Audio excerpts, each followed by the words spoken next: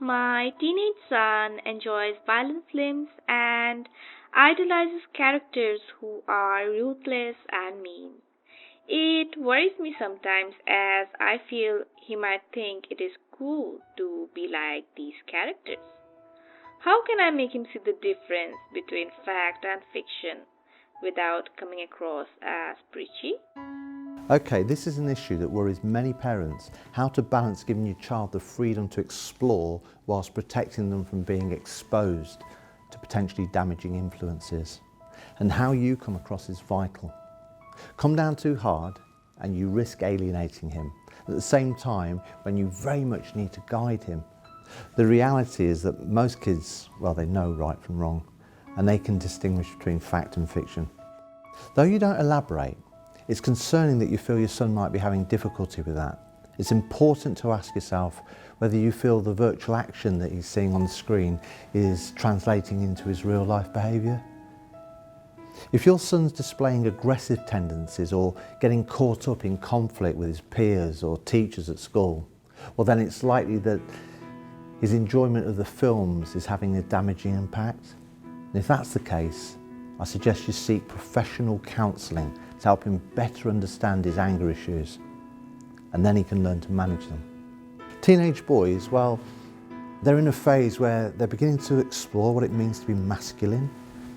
And I agree with you, at this fundamental point in his life, if he's heavily influenced by violent films or too immersed in video games where violence often equates to pleasure or reward, then we, as responsible adults, we have to ask ourselves, how can we ensure that they don't blur the lines between reality and fantasy?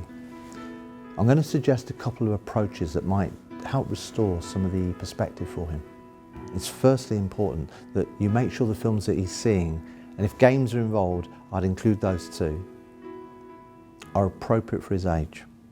If you're a parent, if you don't feel that they're suitable, then you should make sure that he doesn't see them. Where the games are concerned, limit the time spent playing them.